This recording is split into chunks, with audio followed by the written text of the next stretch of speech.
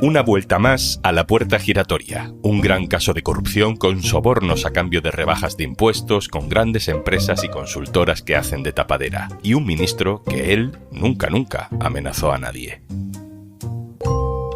Soy Juan Luis Sánchez. Hoy en Un Tema al Día. Montoro y asociados.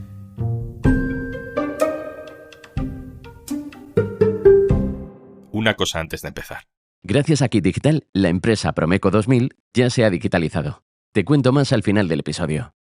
En términos de mi honorabilidad, como usted lo plantea, está muy bien planteado, ¿no? Ese es un gran término.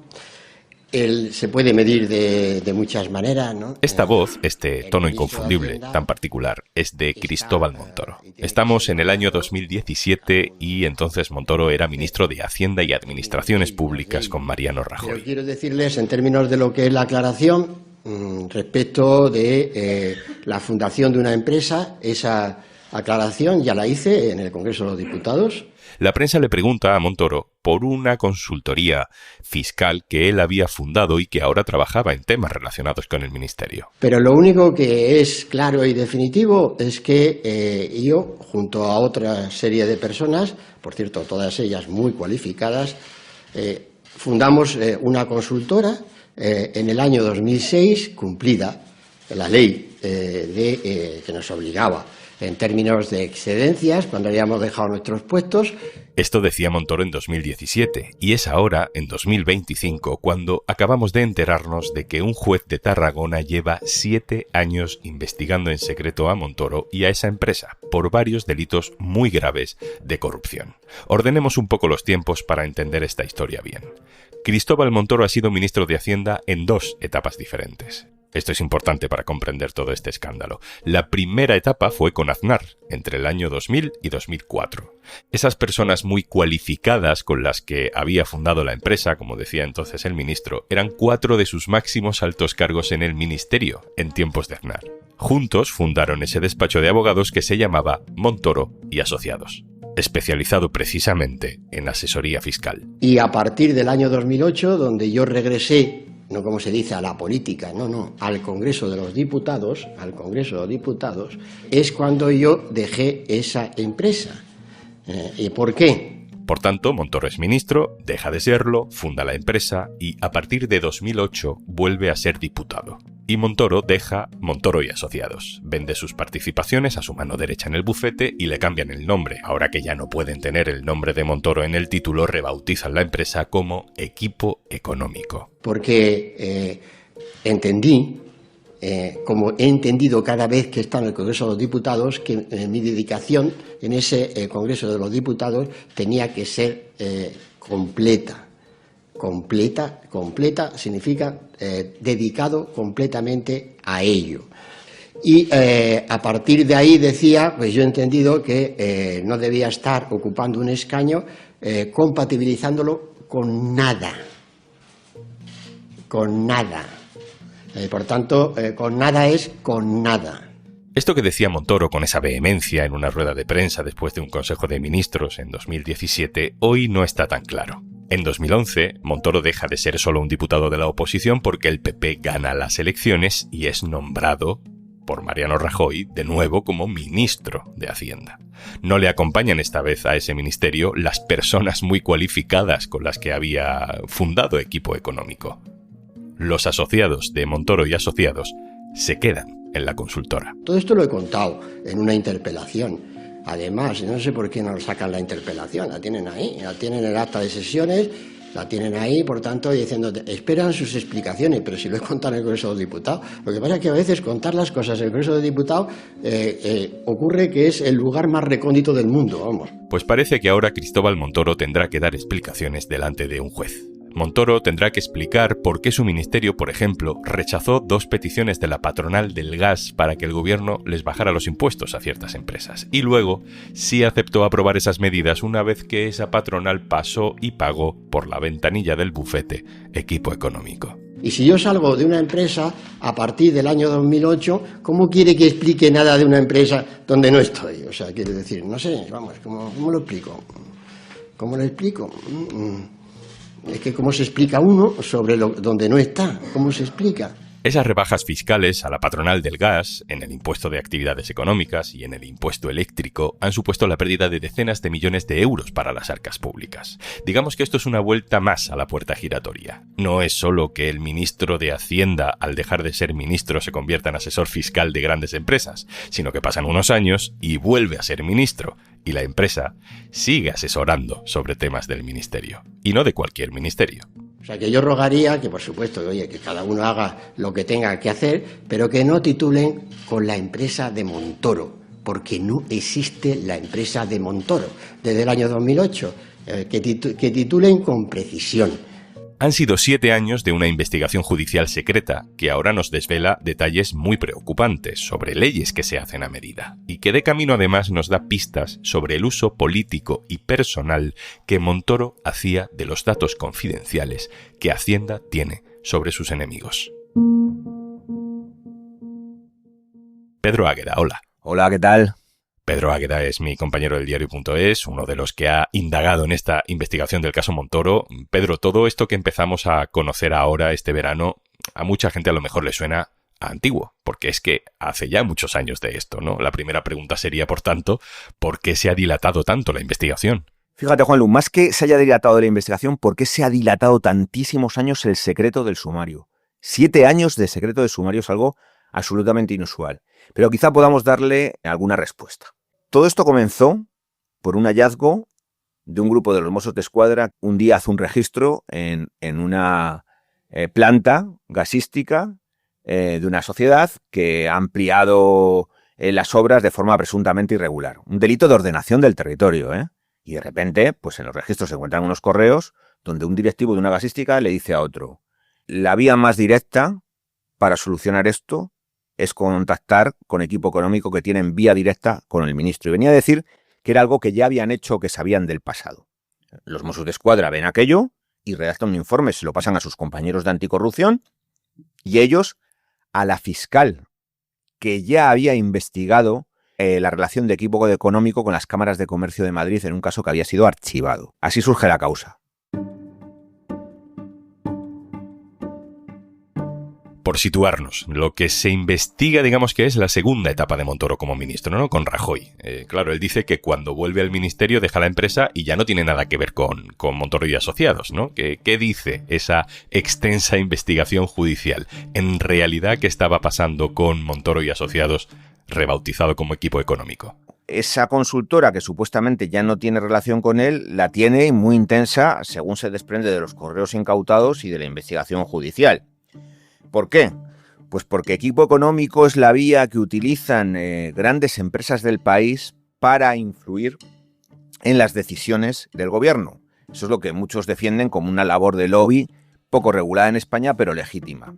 Claro, siempre que el ministro y sus colaboradores en el gobierno no se hayan beneficiado económicamente de aceptar las presiones del lobby o los intereses del lobby, como aquí se demuestra. Es que el ministro de Hacienda del momento, Cristóbal Montoro, está imputado por beneficiarse a través del despacho que fundó de las modificaciones legales que hacía. Es decir, la trama consiste de forma indiciaria principalmente en que el gobierno del Partido Popular de Mariano Rajoy aprobó unas leyes, hizo modificaciones legales a cambio de que equipo económico recibiera unas cantidades importantes de dinero. La operación que centra ahora mismo la investigación judicial tiene que ver con la patronal del gas, ¿no? Esas modificaciones legales por encargo, parece, de la patronal del gas. Contáis, por ejemplo, que equipo económico cobró 270.000 euros de la patronal del gas por hacer un informe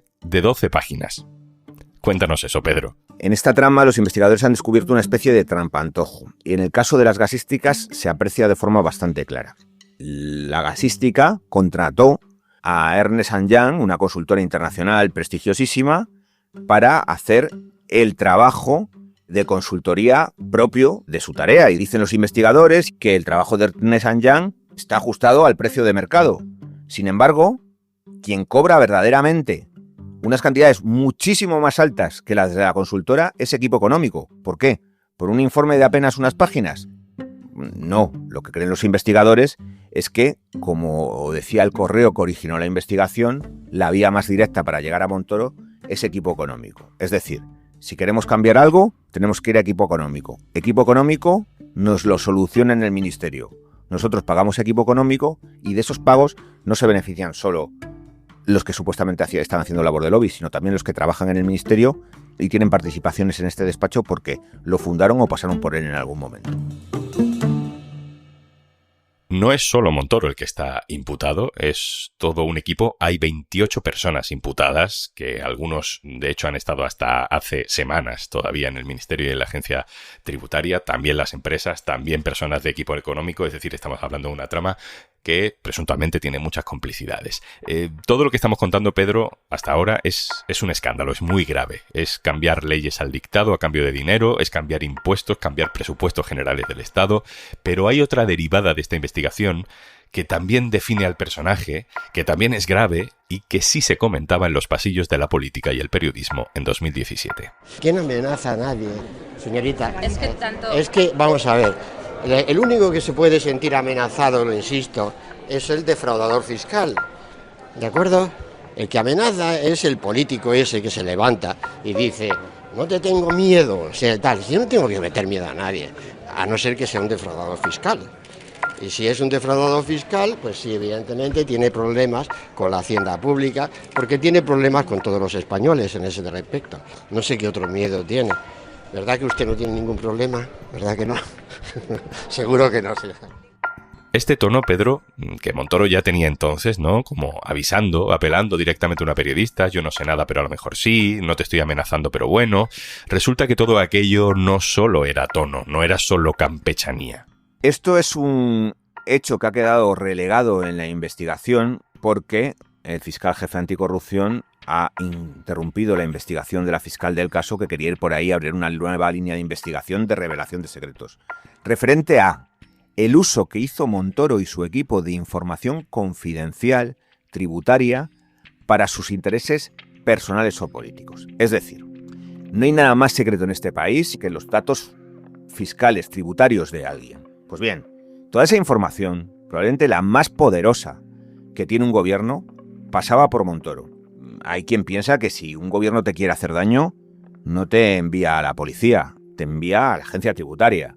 Y eso algunos de los aludidos pueden dar buena cuenta.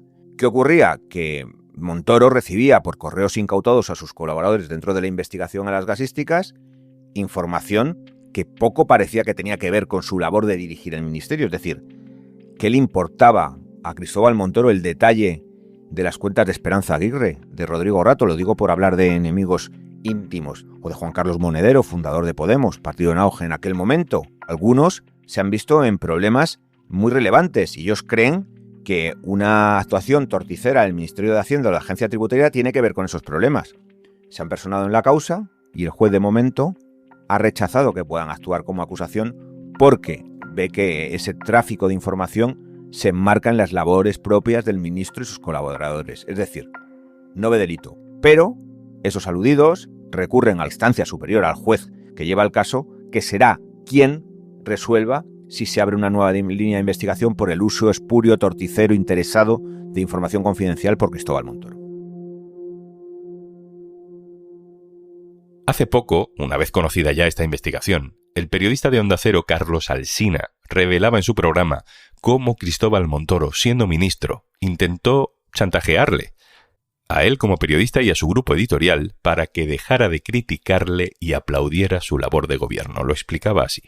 Aquel hombre poderoso perdió los nervios, perdió los papeles y le espetó tuteando al responsable del programa de radio al que denostaba. Le dijo: soy el ministro de Hacienda, ¿entiendes? Yo decido el IVA del libro digital y no creo que a los accionistas de tu grupo les guste que lo suba. Tenlo presente. El ministro se llamaba Cristóbal. No daré más pistas. Es decir, Pedro, aquí lo que se denuncia es que Montoro manejaba un poco el ministerio no ya como un chiringuito en el que a lo mejor conseguía algún beneficio a través de equipo económico, sino como una herramienta de extorsión muy potente, la más potente. Lo que estamos viendo ahora es que hay compañeros, por ejemplo, en la prensa, que dicen: yo ya lo dije, yo lo advertí. Incluso a mí Montoro me destrozó la vida. Es el compañero Federico Quevedo, Cuenta cómo se le advirtió de que o cambiaba los comentarios y sus opiniones en las tertulias o iba a tener problemas. Los tuvo gravísimos con sus empresas.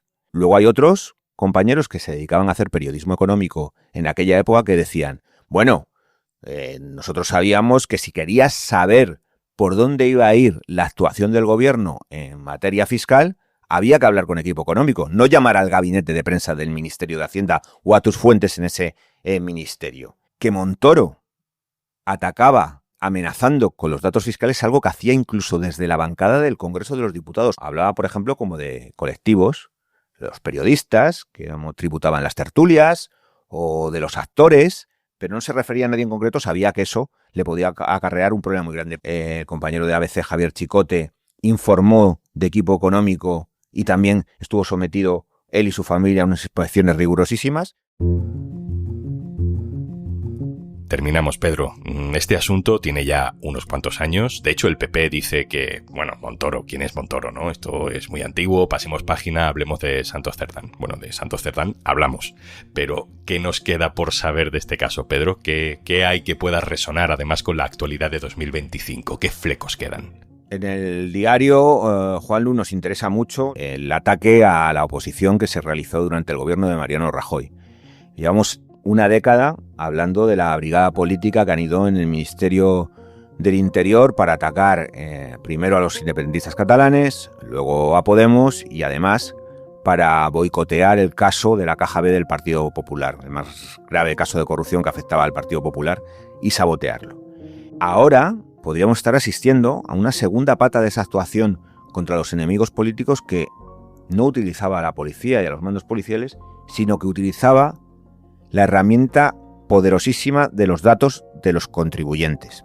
Y ahí estamos poniendo el foco en cómo dentro de la Fiscalía Anticorrupción la fiscal del caso recibió el apoyo de los Mossos d'Esquadra, que fueron quienes descubrieron casualmente esta línea de investigación, recibe el apoyo de la actual agencia tributaria, pero sin embargo no lo recibe de sus superiores en la Fiscalía Anticorrupción, que por ejemplo pues impulsan con intensidad y como creo que requiere el caso Cerdán.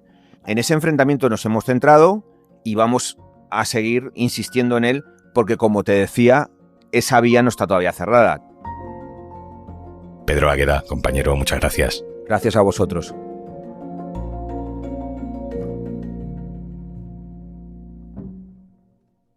Y antes de marcharnos, La empresa Promeco 2000 ya se ha digitalizado, gracias a Kit Digital. Nos ha ayudado a gestionar todo el tema documental. Kit Digital es una iniciativa del Gobierno de España gestionada por Red.es. Infórmate en el 900-909-001 o en acelerapyme.es. Colabora Cámara de Comercio de España. Financiado por la Unión Europea. Next Generation. Plan de recuperación. Gobierno de España. esto es Un Tema al Día, el podcast del Diario.es. Si te gusta lo que hacemos, necesitamos tu apoyo. Hazte socio, hazte socia del Diario.es en el Diario.es/socio. El podcast lo producen Carmen Ibáñez, Marcos García Santonja e Izaskun Pérez. El montaje es de Pedro Nogales. Yo soy Juanlu Sánchez. Mañana, otro tema.